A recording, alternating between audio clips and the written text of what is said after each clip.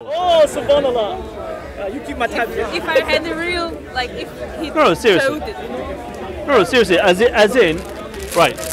I'm glad you said you're agnostic as opposed to an atheist, which means that you're not making the assertion that there is no God. Because that itself is a logical fallacy.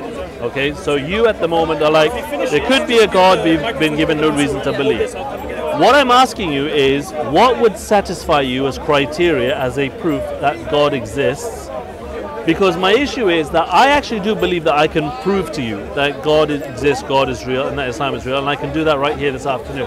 My issue is, though, that you may have, intellectually you may succumb, but you will have an emotional rejection of the idea that you don't want to submit, and you will invent an excuse. And before we get to that stage, what I want to do is preclude your ability to do that. And see, I'm being very open and honest with you, by asking you what is the standard of proof or level that you require as proof for truth of anything. You see, because a message, very good. A written message. Very good. Okay, I tell you what, do you know what? I've spoken to many atheists, that's the best answer so far. Okay, what kind of qualities does this written message have to have? I know, it has to appear in front of me in my book. Oh, it has to be in your book. Okay, it has to appear in your book. Yeah. And this is convincing to you of God. So let me ask you a question. Is that really fair? Do you if he's almighty, fine. then it should. No. Okay. Lift you up. Okay. My issue here is that do you honestly believe that, it's assuming God exists, the creator of all the heavens and the earth, and the God of every single man, woman, and child of this generation, and all the previous generations, and all the generations to come, is going to reveal himself in a way that is unique to each and every one individual person, i.e. you. That every single one of us are going to have individual messages in our own individual books. Maybe not. Is that realistic? No, it isn't, but, okay, because you see, what I'm saying is that the answer that you need to come up with, bear in mind, I am going to extrapolate that for all of humanity, because God is not just your God, He is the God of all of humanity. So whatever you were expecting as proof, the same thing would have to be applicable to all of humanity as well. Otherwise, we end up in a situation where you are requesting a personal, direct proof of God, and I'm just basically trying to jump through a few hoops here, is that if we expect that of everyone else, we then enter in this problem of, well, God said to me this, God said to you that, God said to him, so and so. You see, God said to me that you need to, it said in my book actually, I didn't bring it with me today, but God actually wrote in my book that I was going to meet you today and you have to become Muslim. What are you going to do about that? Because you see, once you've entered into this idea that, okay, messages from God can just appear in my own personal writings, you can't really now negate my claim, can you?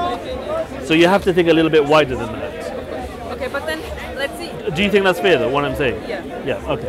Okay, now we have the 6th what we call in English, century after Christ to our counting. So why did God choose to just send His message then on earth? Why not before? Wait. Now you're asking questions instead of answering my question. Yeah. So yeah. Okay. No. But I'm okay. No, so I just, no. Characters. No. Now that we are on individual signs, I mean that wasn't actually a sign, wasn't it? Which one? The individual sign? No, the one where God sent down His message. Okay. Can I fine-tune your example? Because you started off very, very well, but I want to fine-tune your example. I believe that there should be a message in writing, because that's the only way that it can be examinable by everyone. Yeah, that if there was some kind of a written communication, some kind of a message, every single man, woman and child, past, present and future, would be able to access it, would be able to read it and be able to say, this is what God said. So I'm happy with that, with some kind of a written medium or something like that. Okay. I would also require that message needs to claim some kind of a divine origin or authority. Because if I was to write something down now on a piece of paper and say this is from God, would you accept that? No, but absolutely. I mean, only because it's in the past and it's the chosen one. No. If I wrote something now and said this is from God, would you accept that? No. So it needs to be some kind of a claim, an attribution to God. And there also needs to be some kind of a check, a verification or a falsification check to ensure that the message that you have received, that you are checking, is actually the original message, that it hasn't been corrupted. Because if there was an original message from God, how do we know that it hasn't been changed and people have changed it over time or whatever have you? Yeah. Church shows sure. different parts. So are you happy with these three criteria? And just an example, in the basic financial world, this is what we use. We write a check, to pay another person.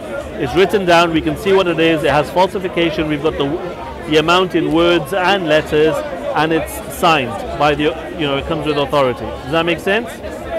So if there was some kind of an artifact that existed, that exhibited these characteristics and was able to demonstrate them, would you accept that as a message from God? I guess so. Okay. Would you care to hazard a guess as to how many artifacts that exist within humanity's grasp that have these characteristics, that claim to have these characteristics? Sorry, I didn't get the question. Right. How many things, artifacts, do you believe exist in humanity possession today, right now, that just make the claim to have these characteristics? How many do you know? I know that the cross, the wooden pieces would be like the whole America, something like that. There are a lot of artifacts with. No, with these three characteristics, a whole message, a whole message claiming to be from God with a falsification test. Do you know of any? I know of one. There is only one. Okay. Shall I tell you what that is? That is the Quran.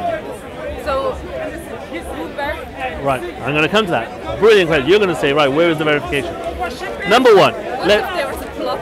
Sorry? What if there are a plot? I mean, no, okay. We'll come to all of these. We'll come to all of these. No problem. The only thing I know is. Okay. Well, went back into this cave and came a couple of fine. days out. No problem. The point is, let's forget the history. The Quran exists right here, right now. Okay? I don't want to talk about the history. Let's talk about right here, right now. Yeah? Happy with that? Let's talk about those three characteristics. Can we examine the Quran today? Is it possible for me to hold up my hand and say, someone please put a Quran in my hand, and every single Muslim around the world will testify that from start to finish, this is the Quran, not a Quran, the definitive version of the Quran.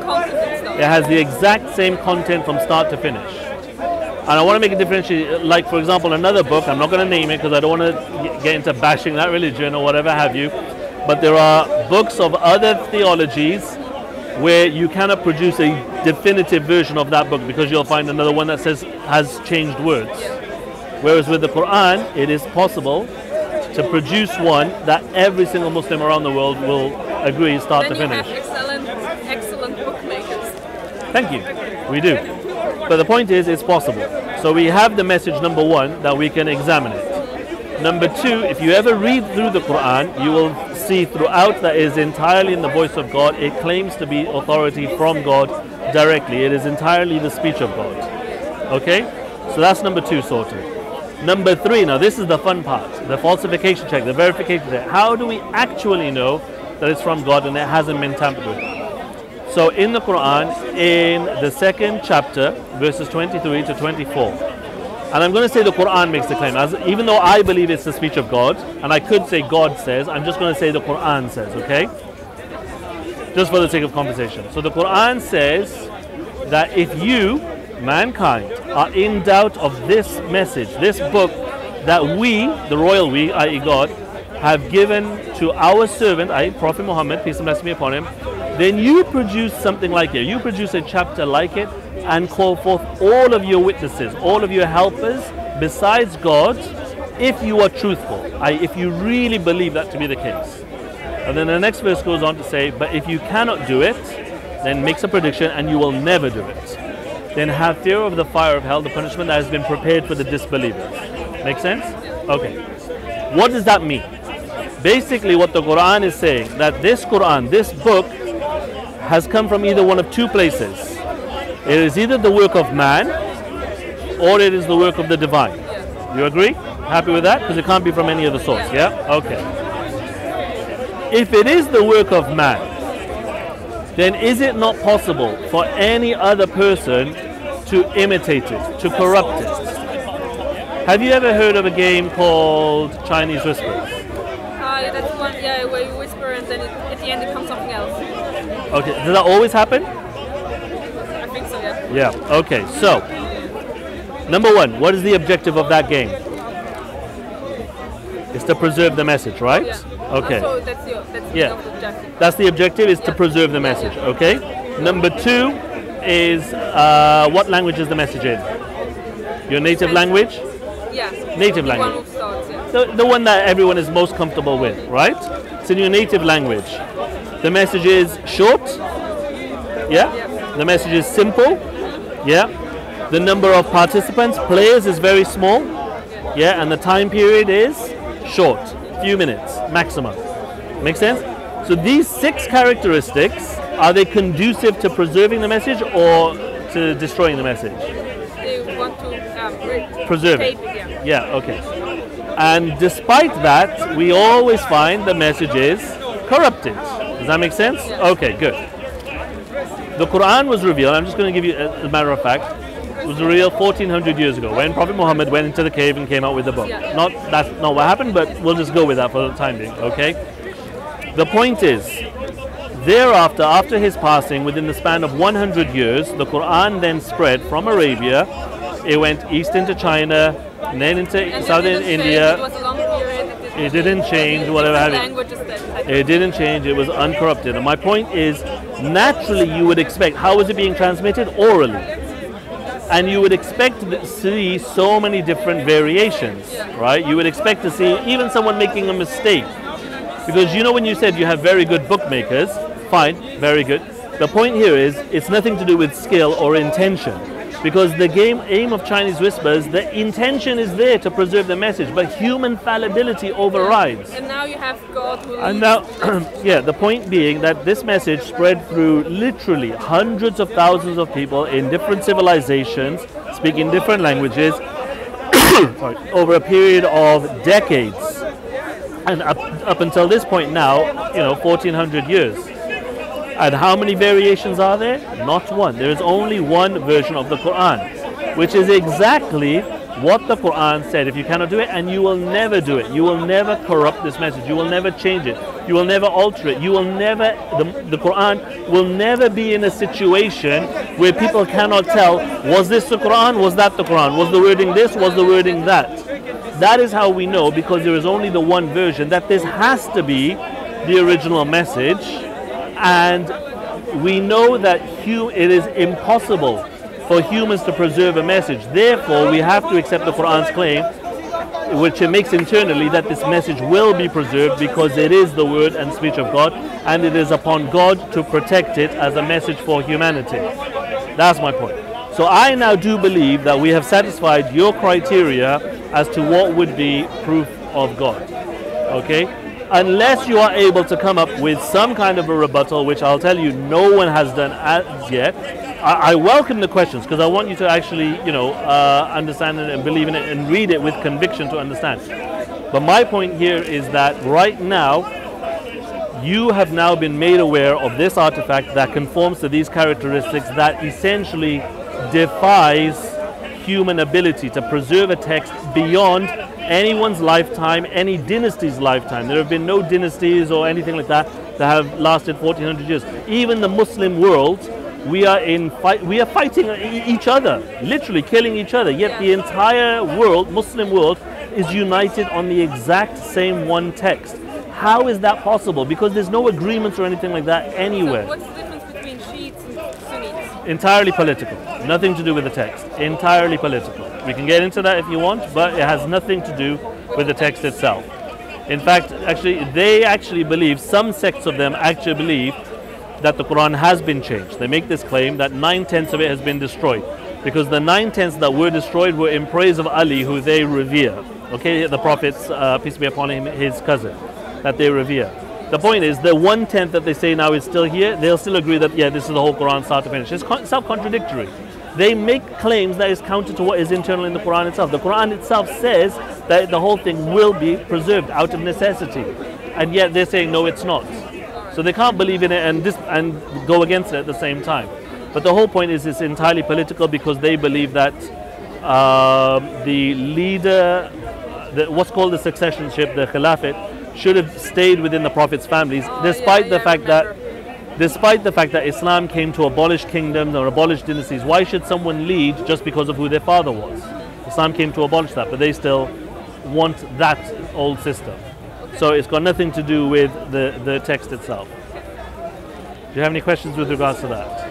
No, I mean, you seem trustable. I'm just going to, I mean, luckily I'm at the source of knowledge, let's say like this, and we have many religion professors and also people who learn it. I'm going to check this one with instant change.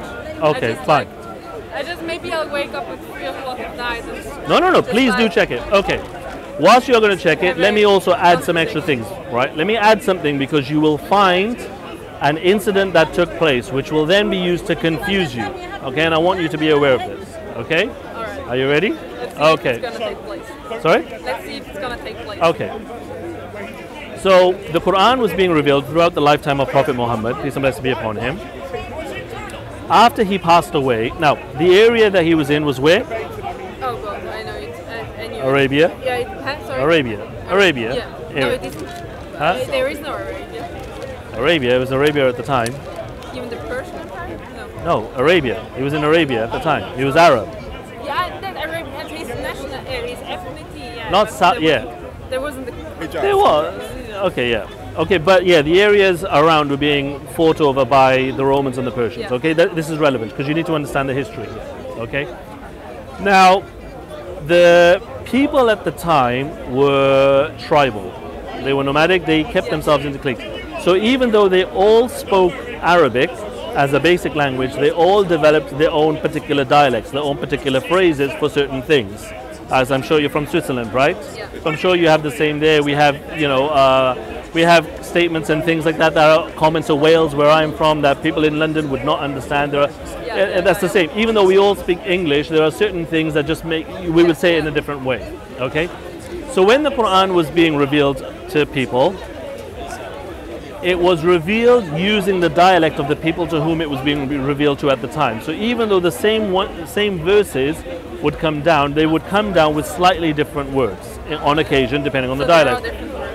There are different words. There are. So for example, talking about someone's trousers, this is not what the Quran says. I'm not belittling it, but I'm just saying that to an English one, it would say, make sure you wear your trousers. To an American, make sure you wear your pants. Yeah. Literally exact same meaning. So, but literally it'll change the word according to what the people know. Okay, I'm simplifying it to a degree just to get you to understand it right here, right now. Okay. After Prophet Muhammad passed away, peace and blessings be upon him, then the Muslims went out to expand the areas. They took over the Roman areas and the Persian empires and whatever have you. Okay, and they started spreading the Quran. Which version of the Quran do you think they started to spread? I guess the one from the higher class, where No, they spread the one that they knew, which was local to their own dialect. Like that, yeah. So I mean, today, I would have spread the one that was in the Welsh, with the Welsh words, and someone else would have spread the London version, whatever have you. Okay. So you had small variations in this regard spread across. Yeah. Okay. Now, all of these lands are now falling under Muslim rule. They're all Muslim rule. There is now peace. There is now freedom of travel, where people could not travel before. Okay. So what do you think people did? They started to travel. People from the Persian Empire wanted to go and see what the Roman Empire looked like, and vice versa. So people started. So people started to travel, and when they go to the different mosques, now what do you think they're hearing? They're hearing people reciting the Quran with different words, and they're thinking, "Hold on, have you just changed the words?" Because they didn't understand this dialect business, because they weren't proper Arabs. They were Persians, they were Romans, Byzantines. And they're thinking, you've changed the words, what's going on? And this started to cause a lot of fights, a lot of problems, okay? After Prophet Muhammad passed away, then there was the rule of Abu Bakr, may Allah be pleased with him, that was for about 3 years, and then Umar, may Allah be pleased with him, that was for about 9 years, and then there was a person called Uthman, okay, may Allah be pleased with him. At the time of Uthman, because these two guys were busy expanding the Muslim Empire, it was at the time of Uthman, this problem started to grow. Okay, so the companions came to him and said, look, there's a problem here, we need to resolve it. The way that he resolved it was to produce a version of the Quran based on the Quraysh dialect. The Quraysh is the tribe from where Prophet Muhammad was from, because he said that this was the superior one, that this is the one that is the master one, essentially. So he produced